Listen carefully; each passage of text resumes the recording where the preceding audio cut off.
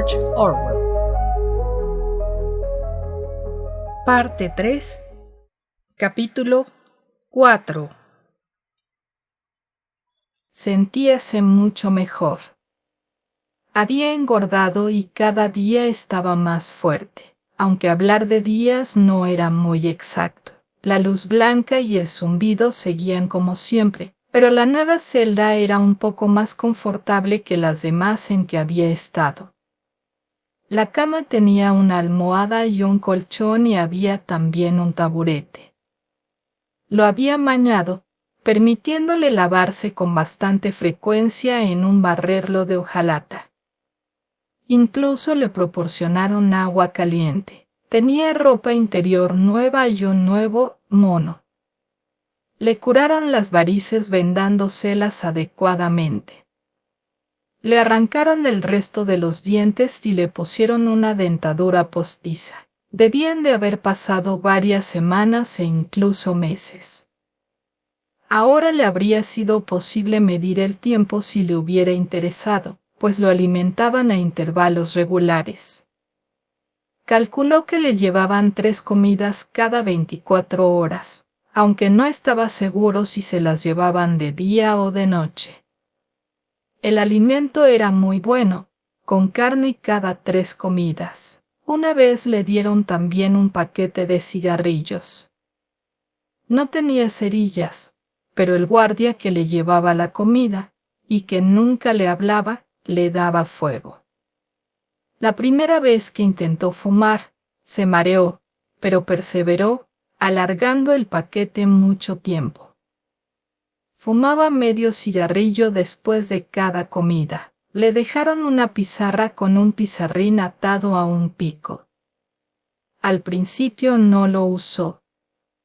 Se hallaba en un continuo estado de atontamiento. Con frecuencia se tendía desde una comida hasta la siguiente sin moverse, durmiendo a ratos y a ratos pensando confusamente. Se había acostumbrado a dormir con una luz muy fuerte sobre el rostro. La única diferencia que notaba con ello era que sus sueños tenían así más coherencia. Soñaba mucho y a veces tenía ensueños felices. Se veía en el país dorado o sentado entre enormes, soleadas gloriosas ruinas con su madre, con Julia o con O'Brien, sin hacer nada, solo tomando el sol y hablando de temas pacíficos. Al despertarse, pensaba mucho tiempo sobre lo que había soñado. Había perdido la facultad de esforzarse intelectualmente al desaparecer el estímulo del dolor. No se sentía aburrido ni deseaba conversar ni distraerse por otro medio. Solo quería estar aislado, que no le pegaran ni lo interrogaran, tener bastante comida y estar limpio. Gradualmente empezó a dormir menos, pero seguía sin desear levantarse de la cama. Su mayor afán era yacer en calma y sentir cómo se concentraba más energía en su cuerpo. Se tocaba continuamente el cuerpo para asegurarse de que no era una ilusión suya el que sus músculos se iban redondeando y su piel fortaleciendo. Por último, vio con alegría que sus muslos eran mucho más gruesos que sus rodillas.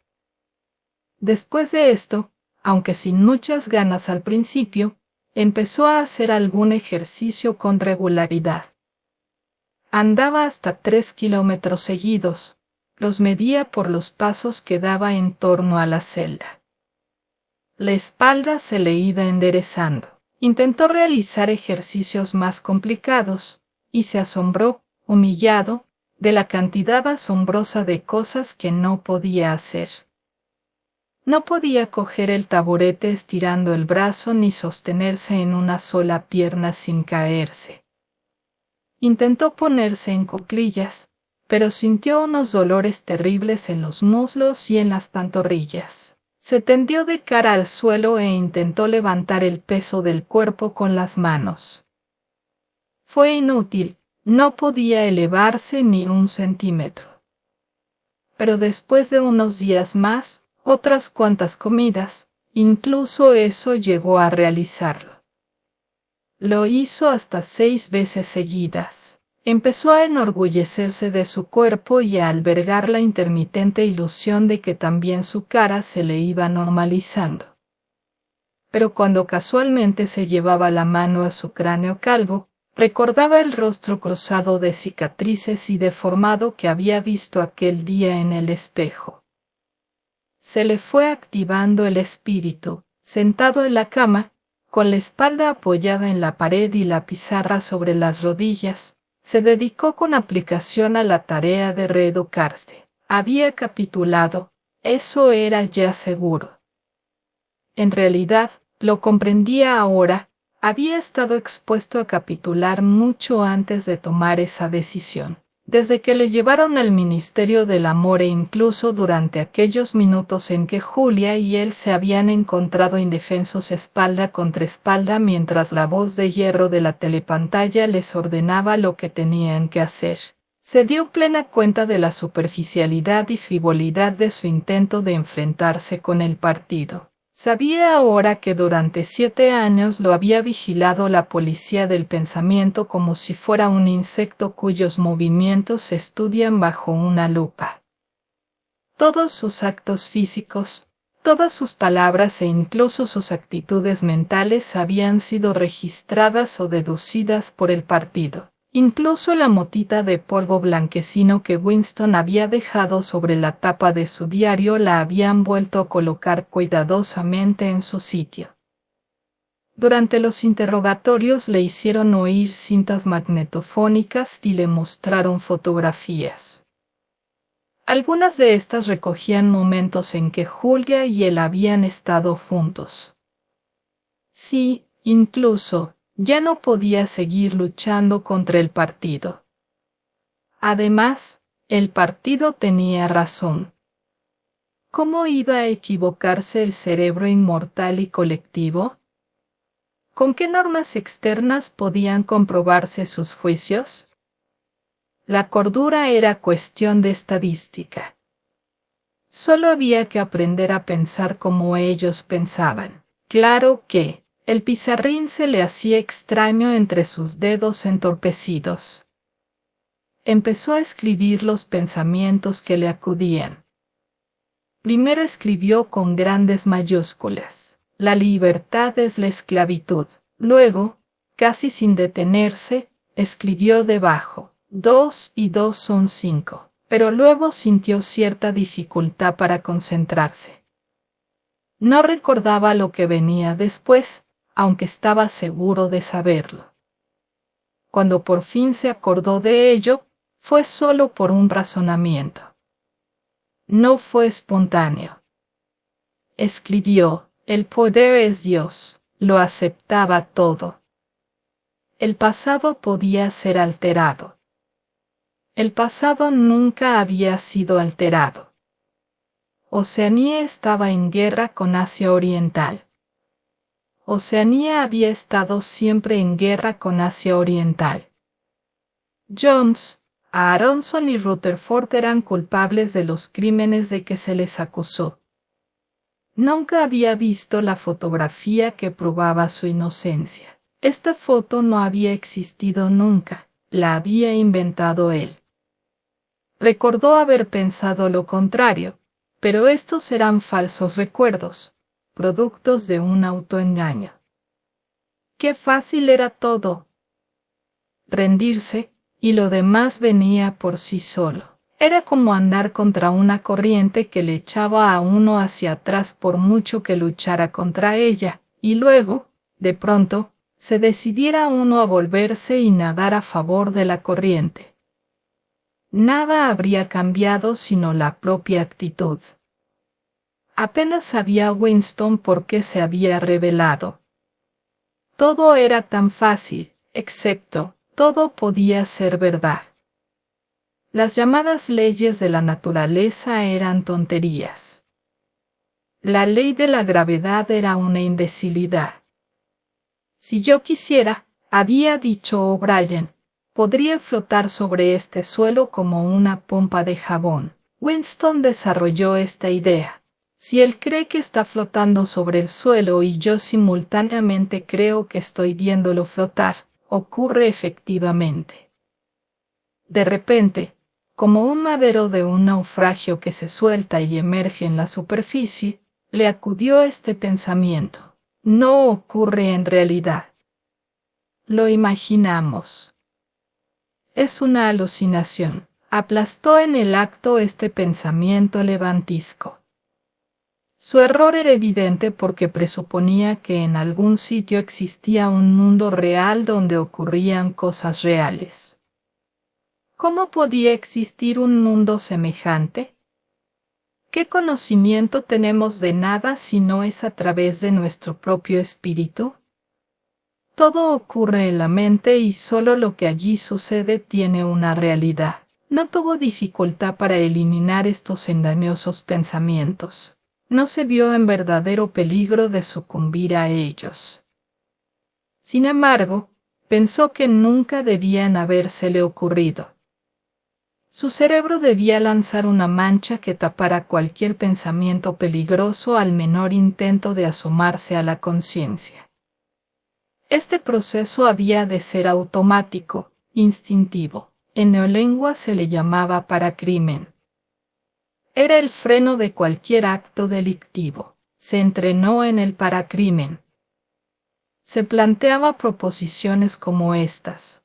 El partido dice que la Tierra no es redonda, y se ejercitaba en no entender los argumentos que contradecían a esta proposición. No era fácil.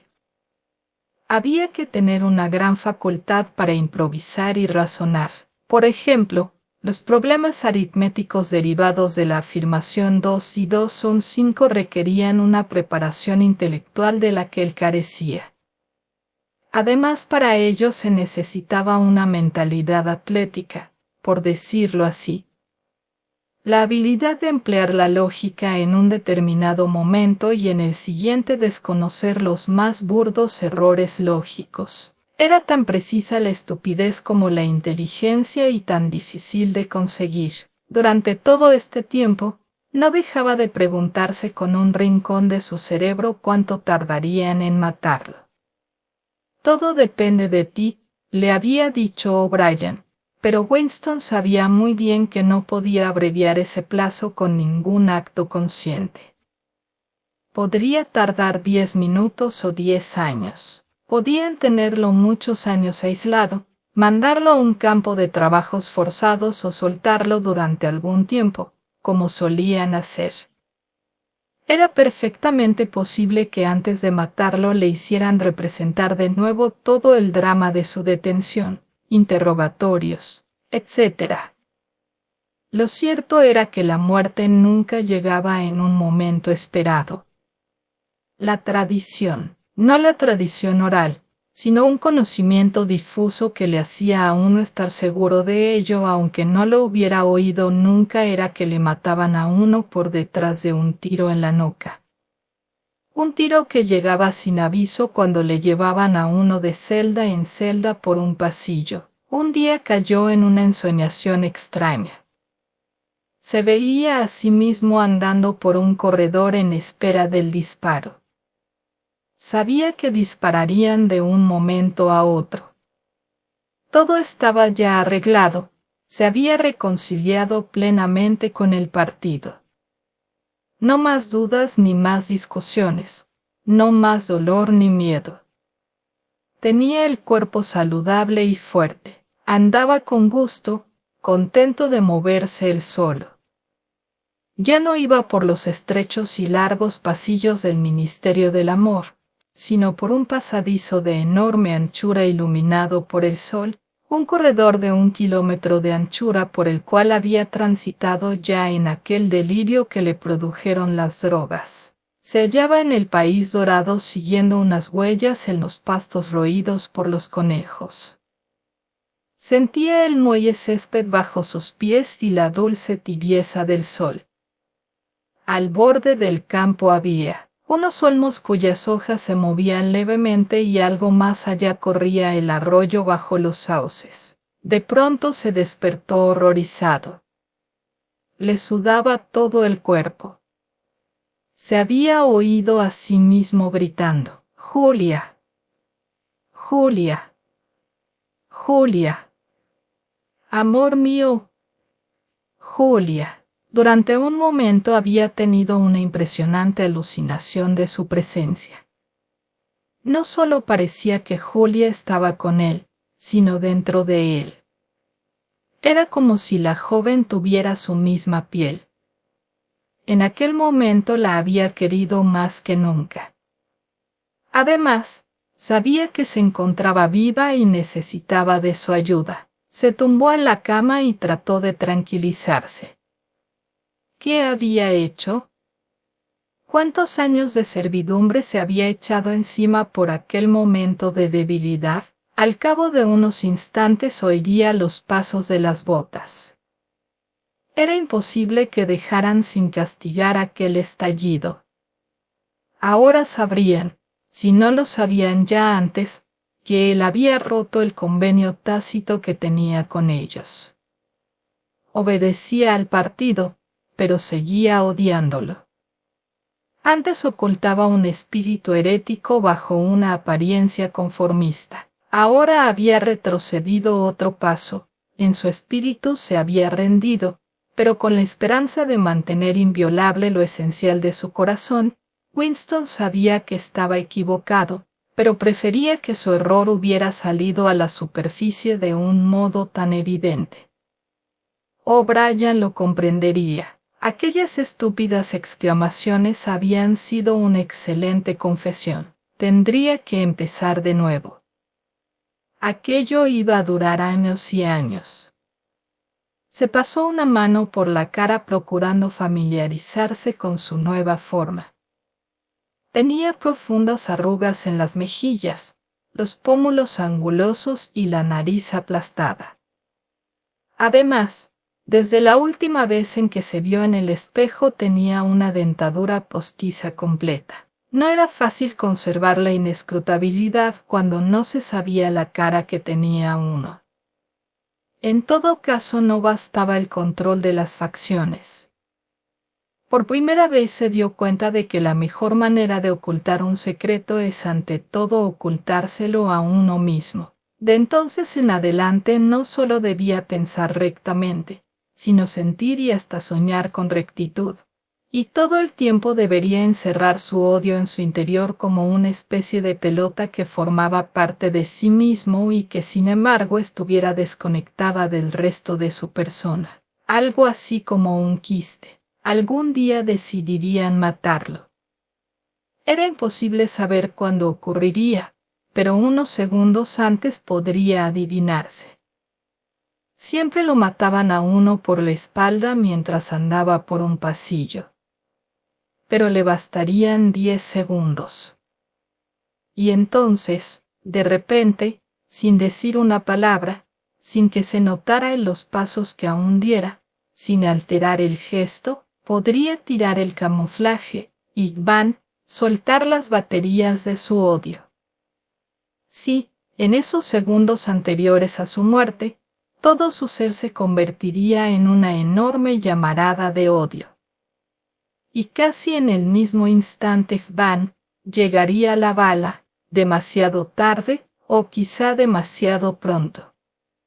Le habrían destrozado el cerebro antes de que pudieran considerarlo de ellos. El pensamiento herético quedaría impune. No se habría arrepentido, quedaría para siempre fuera del alcance de esa gente. Con el tiro habrían abierto un agujero en esa perfección de que se vanagloriaban. Morir odiándolos, esa era la libertad. Cerró los ojos. Su nueva tarea era más difícil que cualquier disciplina intelectual. Tenía primero que degradarse, que mutilarse. Tenía que hundirse en lo más sucio. ¿Qué era lo más horrible? ¿Lo que a él le causaba más repugnancia del partido?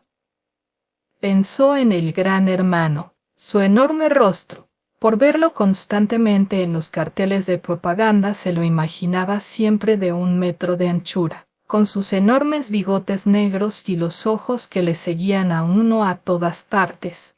Era la imagen que primero se presentaba a su mente. ¿Cuáles eran sus verdaderos sentimientos hacia el Gran Hermano? En el pasillo sonaron las pesadas botas. La puerta de acero se abrió con estrépito. O'Brien entró en la celda. Detrás de él venían el oficial de cara de cera y los guardias de negros uniformes. «Levántate», dijo O'Brien. «Ven aquí». Winston se acercó a él. O'Brien lo cogió por los hombros con sus enormes manazas y lo miró fijamente. «¿Has pensado en dañarme?», le dijo. «Ha sido una tontería por tu parte. Ponte más derecho y mírame a la cara». Después de unos minutos de silencio, prosiguió en tono más suave. «Estás mejorando. Intelectualmente estás ya casi bien del todo. Solo fallas en lo emocional.